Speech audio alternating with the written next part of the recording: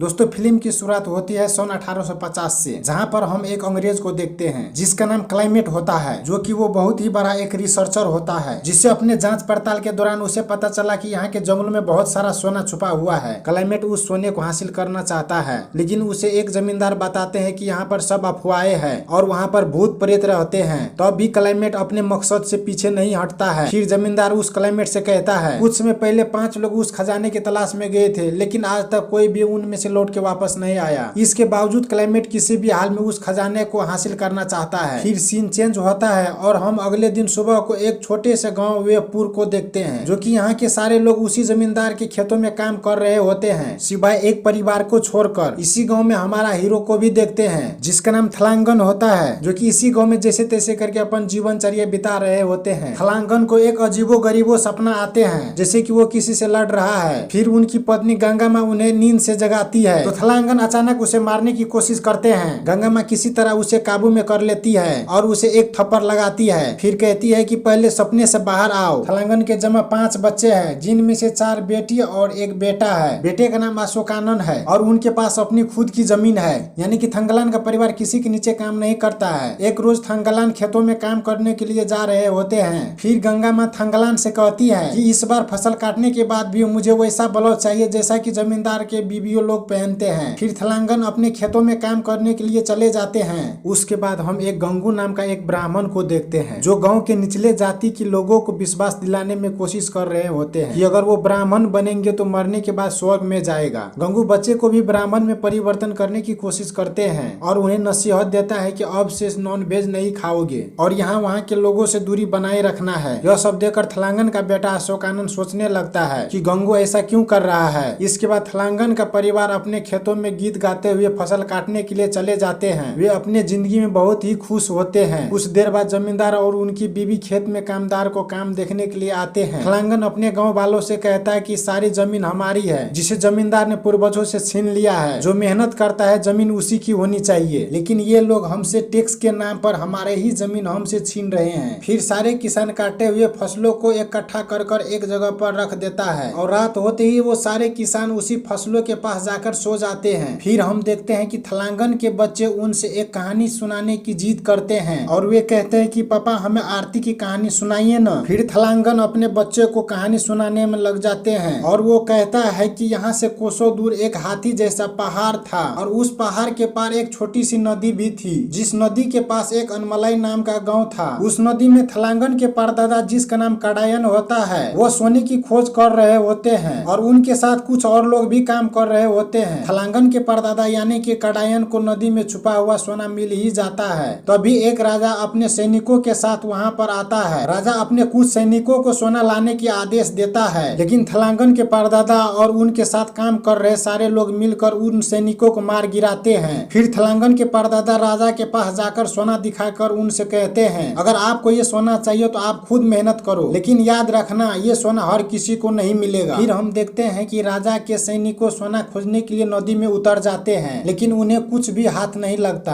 फिर हम देखते हैं कि राजा के पास में एक ब्राह्मण होता है, जो कि एक मोर पंछी के वजह से सोना को पता लगाते हैं। फिर राजा कडायन से कहता है कि देखो मैंने भी पता लगा लिया कि सोना कहाँ पर है। उसके बाद थलांगन का परदादा कहता है कि वो सोना हमारा नहीं है, जो पानी में बहता है वो सोना हमारा है। जमीन के सोने को छूना मना है, क्योंकि थलांगन का परदादा कडायन सोने को पानी से छान कर निकाल रही थी। लेकिन राजा फिर भी अपने सैनिकों को सोना लेने के लिए उस पहाड़ पर भेज देता है। तभी बहुत सारे सांप निकलकर उस पहाड़ में से सैनिकों पर हमला कर देते हैं। कई सैनिक सांपों के डर से मर जाते हैं और बाकी भाग जाते हैं। थलांगन का परदादा राजा को बचाते हुए एक सांपों को पकड़ लेता है। वो राजा को समझाते हैं कि यह सांप पहाड़ की रक्षा कर रहे हैं और जो कोई यहाँ पर आता है तो उसे मार देते हैं। इस रहस्य के पीछे आरती नाम की एक तांत्रिक है, जो इन जमीन और इस पहाड़ की रानी है और सोने की रक्षा करती है। फिर राजा थलांगन के परदादा से पूछता है, क्या कोई इस माया को तोड़ नहीं सकता? फिर थलांगन का परदादा कहता है, मैं तोड़ सकता हूँ, लेकिन बदले में मुझे हमारी जमीन वापस चाहिए, जो तुमने ऊंची जाति वालों को दे दी थी। राजा इस शर्त को मान लेते हैं। थलांगन का परदादा अपने कुछ साथियों के साथ सोने के पहाड़ के पास जाने की कोशिश करता है, लेकिन वहाँ पर छुपे हुए लोग उन पर हमला कर देते हैं। तभी आरती अपनी सेना के साथ वहाँ पर पहुँच जाती है और दोनों पक्ष के बीच बहुत ही भयंकर लड़ाई होती है। आरती अपने जादू का इस्तेमाल करती है, लेकिन थलांगन का परदादा फिर भी उसे अपने काबू में कर लेता है और उसकी हाथ पैरों को बहुत ही अच्छी तरह से बांध देती है। फिर हम देखते हैं कि राजा थलांगन के परदादा को सेनापति बनाने की फैसला करता है और राजा अपनी चाकू भेंट करता है। लेकिन जब सैनिक सोने के पहाड़ से सोना लेकर आते हैं तो पता चला कि यहाँ पर सोना सिर्फ देखने में सोना है, असली में वो मिट्टी है। राजा गुस्से में आकर थंगलान के परदादा को धोखेबाज कहता है और राजा की दी हुई चाकू फिर से वापस ले लेता है। फिर हम देखते हैं कि थलांगन का परदादा राजा को समझाते हैं कि यह सब आरती की माया और चाल है। उसके बाद राजा के पक्ष में जो एक ब्राह्मण होता है वो ब्राह्मण कहता है कि सारे फसाद की जड़ वो मूर्ति है, जो कि वो एक गौतम बुद्ध की मूर्ति होती है। राजा उस गौतम बुद्ध की मूर्ति का सिर धड़ से अलग कर देता है। यह देखकर आरती गुस्से से चीखने लगती है, जिससे वहां मौजूद लोगों के कान फटने लगते हैं। थंगलान के परदादा बहुत ही मुश्किल से आरती का पेट काट देता है, जिससे उसका खून बहने लगता है। थोड़ी देर बाद खून सोने में परिवर्तन हो जाता है। इतना सारा सोना देखने के बाद राजा बहुत ही खुश होता है। यहीं से हमें यह भी पता चलता है कि थंगलान के पास जो थोड़ी सी जमीन है वो उसके परदादा की दिए हुई देन है। फिर सीन चेंज होता है और वर्तमान में थलांगन अपने बच्चे को ये कहानी सुनाते हुए उसे सुला देती है। फिर देखते हैं कि आधी रात को कुछ लोग थलांगन की फसल को जला देते हैं। थलांगन की पूरी फैमिली उस आग को बुझाने की कोशिश करती है, लेकिन कोई फायदा नहीं होता। सारी फसल जलकर राख हो जाती है। अगली सुबह जमींदार और उसके आदमी वहां पर आते हैं। जब भी फसल काटी जाती है जमींदार को टैक्स देना पड़ता है, लेकिन थंगलान के पास कुछ नहीं बचा है। इस वजह से जमींदार थंगलान को सजाएं देने लगते हैं। उसकी सारी जमीन हड़प लेता है, लेकिन जमींदार खुद अपने आदमियों को भेजकर थंगलान के फसलों को जलाया होता है और थंगलान की पूरी फैमिली को अपने जमीन पर मजदूरी करने को मजबूर कर देता है। जब तक उनका कर चुकता नहीं होता तब तक उन्हें वहीं पर गुलामी करनी पड़ेगी। असल में जमींदार का ये प्लान बहुत पहले से था। वो थंगलान के जमीन पर नजर गड़ाए बैठा था और आखिरकार उसने अपनी चाल चलाकी से इस जमीन को हड़प ही लिया। फिर हम दूसरे दिन थंगलान को देखते हैं कि पूरे फैमिली के साथ जमींदार के खेतों में मजदूरी करने के लिए जाती है। उन्हें मजदूरी के बदले कुछ नहीं मिलता, बस थोड़ी सी रोटी मिलती है, वो भी पेट भरने के लिए। फिर सीन चेंज होता है और उसी रिसर्चर क्लाइमेट को हम देखते हैं, जो कि थलांगन के गांव में आया हुआ रहता है। क्लाइमेट के साथ एक स्थानीय आदमी भी होता है जो क्लाइमेट के भाषा को ट्रांसलेट करके उन गाँव वाले को बताते हैं। वह आदमी गाँव वाले से कहता है कि क्लाइमेट सर के जांच में पता चला है कि कई साल पहले तुम्हारे परिवार के कुछ लोग ने सोने की खोज में मदद की थी। अब क्लाइमेट सर फिर से वही सोना को खोजना चाहता है और उसमें आप सभी की मदद चाहिए। यह बात सुनकर वो सारे गांव वाले वहां से भाग जाते हैं सिवाय थलांगन के, लेकिन उसकी बीबी भी वहां से उसे खींच कर ले आती है। क्लाइमेट उन लोगों से वादा करता है कि जब तक तुम लोग हमारे साथ काम करोगे तब तक तुम लोगों को मजदूरी मिलेगी। फिर हम देखते हैं कि रात के समय थलांगना अपने बीबी गंगा माँ को समझाते हैं, अगर हम यहाँ पर रहेंगे तो गुलामी की जिंदगी ही रहेगी। अगर मैं उस अंग्रेज ऑफिसर के साथ चला जाऊंगा तो कुछ पैसा कमाने का मौका मिलेगा, जिससे हमारा कर्जा भी चुकता हो जाएगा और साथ सोना भी हाथ लग जाए। बहुत मनाने के बाद गंगा माँ मान जाती है। अगली सुबह हम देखते हैं कि कुछ गांव वाले क्लाइमेट के साथ जाने के लिए तैयार हो जाते हैं, जिनमें थलांगन भी होता है। वर्धन नाम का एक आदमी और गंगू भी उनके साथ जाते हैं। क्लाइमेट का बेटा भी उन लोगों के साथ होता है, जिसका नाम विलियम होता है। थलांगन का बेटा अशोकानंद से वो दोस्ती कर लेता है। विलियम किसी भी इंसान से भेदभाव नहीं करता है। जंगल में थोड़ी दूर जाने के बाद थलांगन को महसूस होता है कि हमारे आसपास कोई है। बीच नदी में पहुंचने पर थलांगन को पानी के अंदर आरती की झलक दिखाई देती है। यह देखकर वो थोड़ा घबरा जाता है, जिससे बाकी लोगों का संतुलन भी बिगड़ जाता है। थलांगन का पैर पानी के अंदर दो पत्थरों के बीच में फंस जाता है और वो बाहर नहीं निकल पाते हैं। फाइनली गंगू थलांगना को पानी से बाहर निकालते हैं, लेकिन इन घटना के वजह से उन सभी का बहुत सारा सामान नदी में छूट जाता है। इस घटना के वजह से क्लाइमेट थलांगन से नफरत करने लगता है, क्योंकि थलांगन ही उस रास्ते से सभी को जाने के लिए बोला था और थलांगना पर आरोप लगाता है कि तुमने सारे लोगों को गलत रास्ता दिखाया। फिर भी वे अपनी यात्रा को जारी रखते हैं। आगे चलकर थलांगना को वही हाथी जैसा पहाड़ दिखाई देता है, जिसके बारे में उसने अपने बच्चे को कहानी में सुनाई थी। वो क्लाइमेट के पास जाकर बताते हैं कि सर हमें इस दिशा में जाना चाहिए, लेकिन अब क्लाइमेट उसकी बातों पर भरोसा नहीं करता और हम देखते हैं कि आखिरकार वे लोग सोने की तलाश में जमीन और पानी को खुदाई करने लगते हैं, लेकिन उन्हें कुछ भी नहीं मिलता। रात होते ही क्लाइमेट सारे गाँव वाले को उसकी मजदूरी दे देता है। फिर हम देखते हैं कि कई दिन खुदाई कर लेने के बाद उन लोगों को सिर्फ सिल्वर ही मिलता है, सोना नहीं मिलता। फिर उन सभी को एक बहुत बड़ा कुआं दिखाई देता है। फिर थलांगना सोचने लगता है कि इस कुआं में कहीं न कहीं तो सोना जरूर होगा, लेकिन उस कुआं में वही गौतम बुद्ध की सिर मिलती है। यह वही गौतम बुद्ध की सिर है जिसे राजा ने काटा था। थलांगना क्लाइमेट को समझाने लगते हैं कि मेरे दादा परदादा के समय में भी कुछ ऐसा ही हुआ था। इसका मतलब यह हो सकता है कि मूर्ति का बाकी हिस्सा यहीं पर कहीं होना चाहिए। उसके बाद हम देखते हैं कि क्लाइमेट के बेटा विलियम अपने बीबी को याद करके बहुत ही रोने लगता है। दरअसल बात यह है कि विलियम यहाँ पर आना नहीं चाहता था, लेकिन उसकी बीबी ने उसे भेजा है क्योंकि विलियम का बीबी का सोना का गहना बहुत ही पसंद होता है। क्लेमेंट आर्थर से कहता है, आर्थर उसी क्लेमेंट का एक आदमी होता है, कि शायद हमें तेलंगाना की बात मान लेनी चाहिए। हो सकता है कि पहाड़ के उस पार हमें कुछ मिल सकता है। आर्थर कहता है वो एक शैतान है, उसकी बात मानकर हम लोग रास्ता भटक गए थे, फिर हम रास्ता भटक सकते हैं। फाइनली ये सब लोग मिलकर पहाड़ के उस पार जाने लगते हैं। तभी उनके सामने एक बहुत ही बड़ा तेंदुआ आ जाता है। सारे लोग डर के मारे भागने लगते हैं, कई लोग घायल हो जाते हैं। क्लेमेंट भी बहुत जख्मी हो जाता है, लेकिन थनगलान उस तेंदुए को मार ही देता है। यह देखकर थलांगन पर आर्थर गन तान देता है और आर्थर कहता है कि मैं तुम्हारा बात नहीं मानूंगा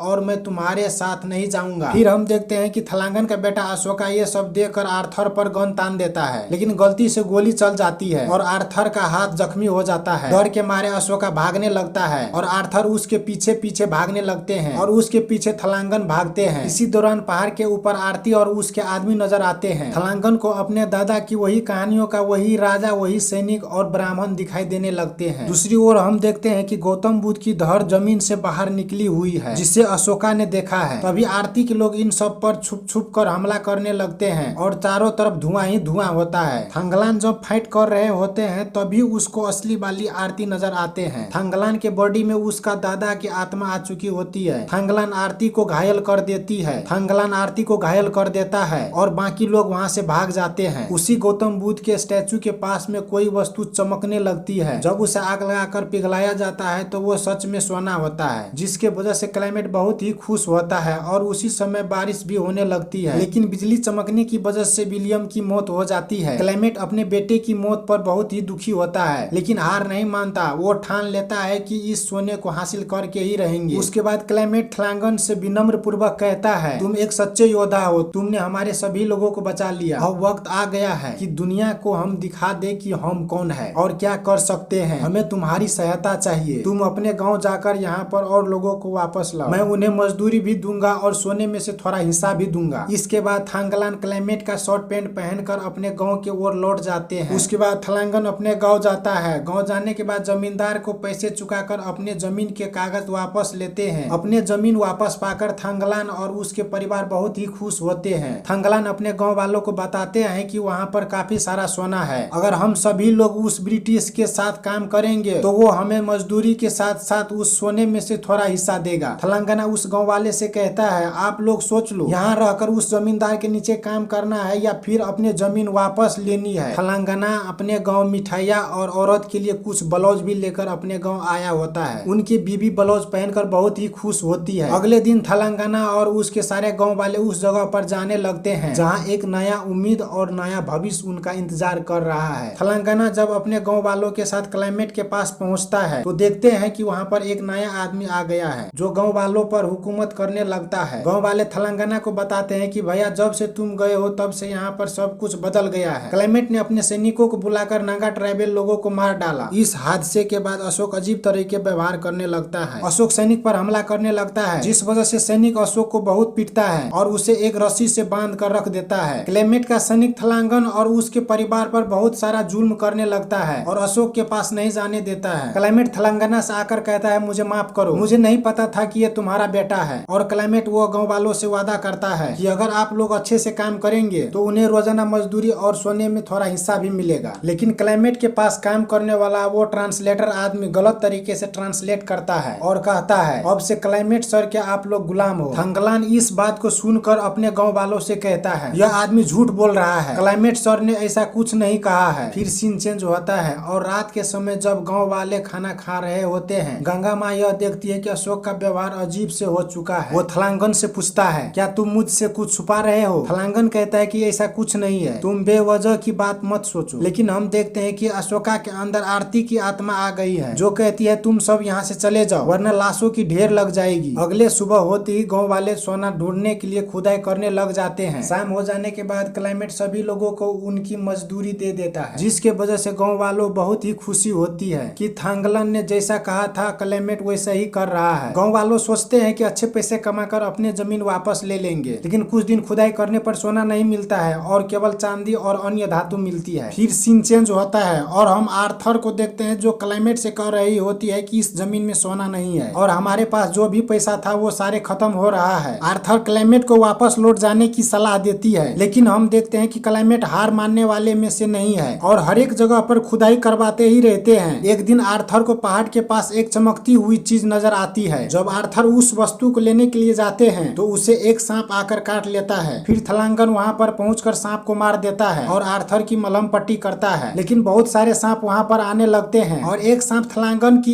एक बेटी को काट लेती है, जिसके वजह से थलांगन की बेटी मर जाती है, जिसके वजह से गाँव वाले बहुत दुखी हो जाते हैं। वे लोग 2-3 दिन काम नहीं करते हैं। एक दिन शाम को एक बूढ़ा आदमी थलांगन से कहता है, क्या तुम नहीं जानते हो कि तुम्हारा दादा ने क्या किया था? जब आरती को मारा था तो उसी खून से सोना निकला था। अभी भी इस जंगल को आरती के परिवार द्वारा देखभाल की जा रही है। अगर तुम आरती को मार देते हो तो पूरा सोना तुम्हारा हो जाएगा। थलांगन इस बात को नकारते हुए कहता है कि मार कर सोना पाना सही नहीं है। अगर ऐसा करना होता तो मैं बहुत पहले ही कर चुका होता। मैं मेहनत से सोना कमाना चाहता हूँ ताकि मेरे लोग अच्छे से जीवन जी सके। फिर सीन चेंज होता है और देखते हैं दूसरे दिन फिर से गाँव वाले काम करने लग जाते हैं, लेकिन क्लाइमेट एक नया नियम लागू कर देता है। जब तक सोना नहीं मिलेगा तब तक मजदूरी नहीं मिलेगी और खाना भी नहीं मिलेगा। बहुत सारे लोग प्यास और भूख के वजह से तड़पने लगते हैं और उनके शरीर में इतने ताकत नहीं रहता है कि वो अच्छे से काम कर पाए। क्लाइमेट हार मानने वाले में से नहीं है और खुदाई करते ही रहता है, जबकि थलांगन और उसके लोग अपने मेहनत और संघर्ष में लगे हुए रहते हैं अपने गाँव वालों के बेहतर भविष्य के उम्मीद में। फिर सीन चेंज होता है और रात होते ही गाँव वालों के झोपड़ी जलकर राख हो जाते हैं और वो सारे बेघर हो जाते हैं। सुबह होते ही थलांगन देखता है कि क्लाइमेट एक बड़े पत्थर के पास बेहोश पड़ा हुआ है जहाँ पर खुदाई चल रही थी। सारे गांव वाले अब अपने गांव लौटने की सोचने लगते हैं, लेकिन थलांगन उसे रोकता है। वो कहता है कि उस पत्थर के पास बहुत सारा सोना है, अगर हम उसे जलाएंगे तो हमें बहुत सारा सोना मिल सकता है। हमें एक छोटा टुकड़ा भी मिल जाए तो हमारा जिंदगी ही बदल सकती है। फिर हम देखते हैं कि सारे गाँव वालों को क्लाइमेट और उनके सेना अपने गन पॉइंट पर ले लेते हैं और दबाव में उनसे कहता है कि तुम सब यहाँ पर क्लाइमेट के गुलाम हो और चुपचाप काम करो। यहाँ पर कुछ दूरी पर थलांगन को एक भैंस नजर आती है और वो गांव वालों की भूख के शांति के लिए उस भैंस को मार देता है। फिर थलांगन अपने गांव वालों को मोटिवेट करता है और कहता है हम हार नहीं मानेंगे।